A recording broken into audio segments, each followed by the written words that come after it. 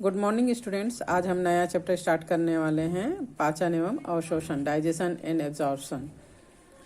तो ये तो हम पहले ही जान चुके हैं कि प्रत्येक जीवों को कार्य करने के लिए ऊर्जा की आवश्यकता होती है, उनकी जीवित दशा को बनाए रखने के लिए ऊर्जा की आवश्यकता होती है, और इस ऊर्जा की आपूर्ति उनके द्वारा लिए गए भोज्य पदार्थ, फूड स्टफ के द्वारा होती है। सभी भोज्य पदार्थ को जिनका उपयोग हम सजीव ऊर्जा प्राप्त करने के लिए करते हैं और कोशिका द्रव्य का निर्माण करने के लिए करते हैं, ये सब भोजन कहलाता है उस जीव का, है ना। भोजन के मुख्य अवयव के रूप में सभी जीवों के लिए कार्बोहाइड्रेट, प्रोटीन और वसा होता है, और अल्प मात्रा में विटामिन और खनिज लवण की भी आवश्यकता होती है, चाहे वो प्लांट्स हो चाहे वो एनिमल्स हो। जटिल भोज्य पदार्थों का जल की उपस्थिति में जल अपघटन होता है, हाइड्रोलिसिस होता है, जिससे ये अपने सरल और छोटे अणुओं में विघटित हो जाते हैं, और इस क्रिया को पाचन या डाइजेशन कहा जाता है। जिससे यहाँ पर हम मनुष्य की बात करें तो ये आंत्र की भित्ति के द्वारा अवशोषित होकर रुधिर के माध्यम से शरीर की विभिन्न कोशिकाओं में पहुंचकर ऊर्जा उत्पादन करते हैं। और अन्य जीवों में भी ये पाचन के लिए जो भी सिस्टम होता है उसके द्वारा ये छोटे अणुओं में तोड़ा जाता है, और फिर उन छोटे अणुओं का उपयोग ऊर्जा उत्पादन के लिए किया जाता है। इस लेसन में हम मनुष्य के डाइजेस्टिव सिस्टम के बारे में डिटेल में पढ़ेंगे। तो शरीर का वह भाग जिसे भोजन, फूड का अंतर्ग्रहण किया जाता है, इंजेक्शन किया जाता है, शरीर के अंदर डाला जाता है। देन उसका पाचन होता है, डाइजेशन होता है, और फिर जो पचे हुए भाग है उसका अवशोषण, और जो अपचित भाग होता है उसको मल के रूप में परित्याग कर दिया जाता है। और जिस शरीर के भाग के द्वारा ये सब क्रियाएं होती हैं उनको एलिमेंट्री कैनाल या आहार नाल कहा जाता है। आहार नाल या एलिमेंट्री कैनाल और उससे संबंधित पाचक ग्रंथियां, डाइजेस्टिव ग्लैंड्स, ये सब मिलकर पाचन तंत्र या डाइजेस्टिव सिस्टम का निर्माण करते हैं। तो मनुष्य का पाचन तंत्र की हम बात करें तो ये आहार नाल, डाइजेस्टिव सिस्टम, है ना, और डाइजेस्टिव ग्लैंड्स, है ना, डाइजेस्टिव एलिमेंट्री कैनाल और डाइजेस्टिव ग्लैंड से मिलकर ये बना होता है पाचन तंत्र मनुष्य का। तो सबसे पहले हम आहार नाल या एलिमेंट्री कैनाल के बारे में जानते हैं। जैसे कि यहाँ पर डायग्राम में आप मनुष्य का एलिमेंट्री कैनाल या आहार नाल को देख रहे हो, जो कि मुख गुहा से स्टार्ट होता है, और ये जो है वो अंत में इस प्रकार गुदा या एनस पे खत्म होता है। तो इसके अंतर्गत क्या क्या संरचनाएं आती है? सबसे पहले माउथ, जहाँ से हम भोजन को इंजेक्ट करते हैं, फिर मुख गुहा, बकल कैविटी, देन उसके जो पीछे का भाग है ना, ये जो है वो ग्रसनी कहलाता है, और फिर ये आ जाता है कैनाल में, जिसको ग्रसिका या इसोफेगस कहा जाता है, और फिर एक थैलीनुमा संरचना, आमाशय, और देन इंटेस्टाइन, है ना। इंटेस्टाइन में स्मॉल इंटेस्टाइन, जो कि यहाँ बहुत ज़्यादा कुंडलित दिख रहा है, इसके अंतर्गत आता है ग्रसनी, यहाँ पर ये यू के आकार का, और उसके बाद जेजुनम, मतलब ये जो कुंडलित भाग है, और इसका अंत का भाग इलियम, और उसके बाद फिर आता है ये बड़ी आंत का भाग, जिसके अंतर्गत आता है सीकम, यहाँ पर सीकम या अंधनाल इसको कहा जाता है, देन ये कोलन, और फिर अंत में इसका फूला हुआ भाग मलाशय, जहाँ पर एकत्र किया जाता है वेस्टेज को, और अंत में आता है गुदा या एनस। इतनी संरचनाएं जो है वो मनुष्य के एलिमेंट्री कैनाल के अंतर्गत आता है। तो सबसे पहले हम पढ़ें मुख की बात, है ना। मुख जो है वो दो गतिशील पेशी होठों के द्वारा घिरा रहता है, जिसके द्वारा हम मुख को बंद कर सकते हैं, खोल सकते हैं। ऊपर के होठ अपर लिप और नीचे का होठ लोअर लिप कहलाता है। इन होठों के बीच में अर्धचंद्राकार दरार के रूप में मुख गुहा होता है। दोनों होठों के भीतरी सतह पर कई लेबियल ग्रंथियां होती है, जिनके द्वारा स्रावित श्लेष्म होठों की सतह को लगातार नम बनाए रहता है।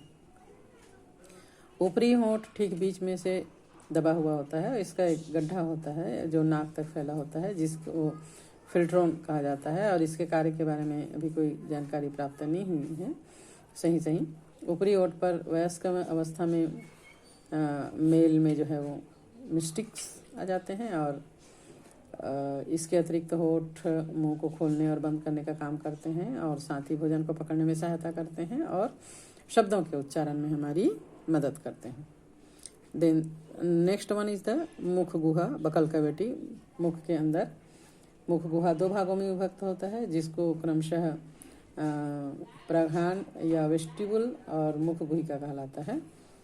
प्रघान या मुख गुहा का वह सकरा भाग जो होंठ और गाल और दांतों के बीच में होता है वह प्रघान कहलाता है, और बकल कैविटी मसूड़ों के पीछे जबड़े के अंदर की ओर दांतों की पंक्तियों से घिरा हुआ होता है।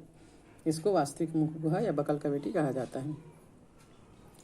तो मुख गुहा ऊपरी और निचले जबड़ों से घिरा रहता है, ऊपर का जबड़ा और नीचे का जबड़ा। ऊपरी जबड़ा जो है वो अचल होता है ना, और निचला जबड़ा जो है वो चल होता है। आप ऐसे मुंह को नीचे का जबड़े को हिला सकते हो, है ना। तो मुख गुहा में जो भाग होते हैं तालु, ये मुख गुहा की छत, ऊपर का जो मुख गुहा होता है उसके छत का निर्माण करता है, इसको तालु कहते हैं। और ये श्वसन मार्ग से जो है मुख गुहा को अलग करता है। तालु 2 भागों में बटा होता है। आगे का जो भाग होता है जहाँ पर हम भोजन वगैरह को चबा सकते हैं वो कठोर तालु कहलाता है, और पीछे का जो भाग होता है वो सॉफ्ट या कोमल पैलेट या तालु कहलाता है। ठीक है। इसके बाद आता है जीभ, है ना। सॉफ्ट तालु और कोमल तालु जहाँ पर मिलते हैं, जहाँ पर एक रचने में खुलते हैं, वहाँ पर एक मांस का लटकता हुआ भाग मिलता है जिसको यूगुला कहा जाता है। ठीक है। और इसके बाद आता है जीभ, एक मोटी मांसल मुख गुहा के तल पर पाया जाता है, लचीला, और ये जो है वो अग्रभाग इसका स्वतंत्र और पश्च भाग जो है वो नीचे के तालु से जुड़ा होता है, और इसमें बहुत सारी उंगली के समान प्रवर्ध निकले होते हैं, जिसको फ्रेन्युअल लिंगुए कहलाता है। और स्वाद कलिकाएँ जो हैं वो इसमें रहती है। टेस्ट बड्स होती है जो हमारे द्वारा भोजन किए गए स्वाद के टेस्ट को पहचानती है। मीठा, नमकीन, खट्टा, कड़वा स्वाद का ज्ञान ये हमको कराती है। तो जीभ का क्या कार्य है? भोजन के स्वाद का ज्ञान कराने में सहायक होती है, बोलने में सहायता करती है, और दांतों की सफाई में ये हमारी मदद करती है। साथ ही साथ ये भोजन को निगलने में सहायता करती है, भोजन को चबाने में सहायता करती है। इसके बाद आता है दांत। दोनों जबड़ों में पंक्तियों में लगे हुए दांत होते हैं। ये दांत जबड़े की अस्थि की गर्तिकाओं या सॉकेट्स में होता है, और अंत ये जो है वो गर्तदंती होते हैं, थिकोडेंट होते हैं, मतलब ये जबड़े में धसे हुए होते हैं। मनुष्य के जीवन काल में 2 बार दांत आता है। इस अवस्था को द्विबारदंती कहते हैं, 2 बार आना, है ना।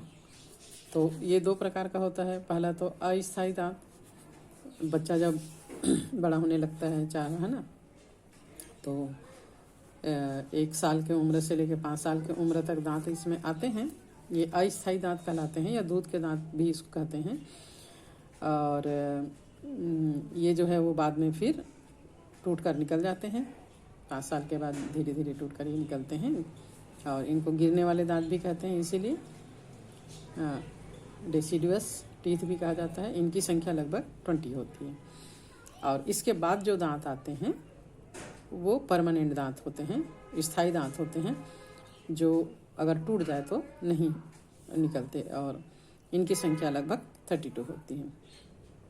इन दांतों का आकार एक समान नहीं होता है। अगर आप अपने दांतों का विश्लेषण करो ध्यान से, तो ये जो दांत है उनका आकार, परिमाण, है ना, इकाइयों पर निर्भर करता है, और इस प्रकार के दांतों को विषमदंती, हेट्रोडोंट कहा जाता है, जैसे यहाँ पर हम देख पा रहे हैं। तब ये 4 प्रकार के होते हैं।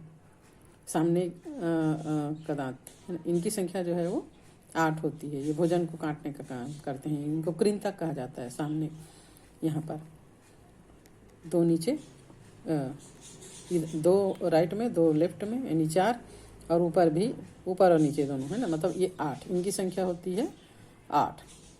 और इस प्रकार सेकंड जो है वो रदनक या कैनाइन, इनकी संख्या 4 होती है। ये नुकीले होते हैं और भोजन को चीरने या फाड़ने का काम करते हैं। ये नुकीले यहाँ पर लगे हुए होते हैं।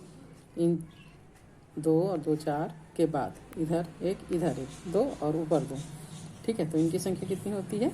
4। इसके बाद आते हैं अग्रचवर्णक, इनकी संख्या होती है 8। इनका जो सिरा है यहाँ पर ये थोड़ा सा चपटा हो जाता है ना।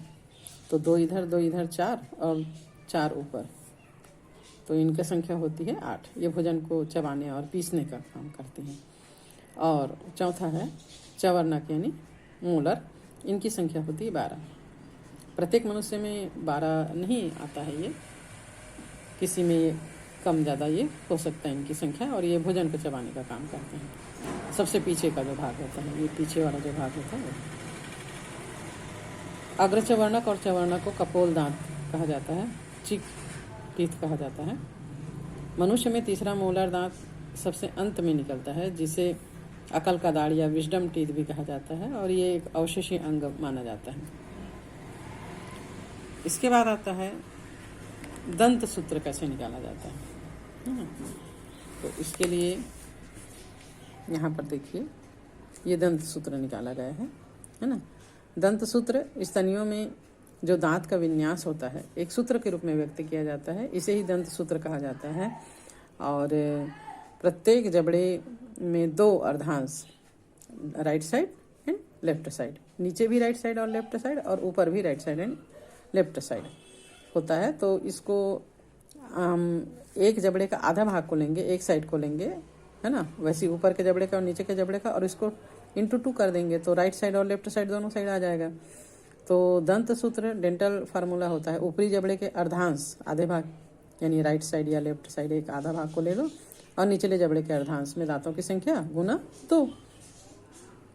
इस सूत्र में कृंतक को आई के द्वारा, इंसीजर का आई ले लेते हैं, रदनक कैनाइन का C, अग्रचवर्णक प्रीमोलर का PM और चवर्णक मोलर का M के रूप में व्यक्त किया जाता है ना। तो I 2/2, मतलब राइट साइड में 2 और लेफ्ट साइड में 2 इंटू 2, यानी ऊपरी जबड़े में राइट साइड में और निचले जबड़े में राइट साइड में 2 इंटू 2, है ना, लेफ्ट साइड का भी।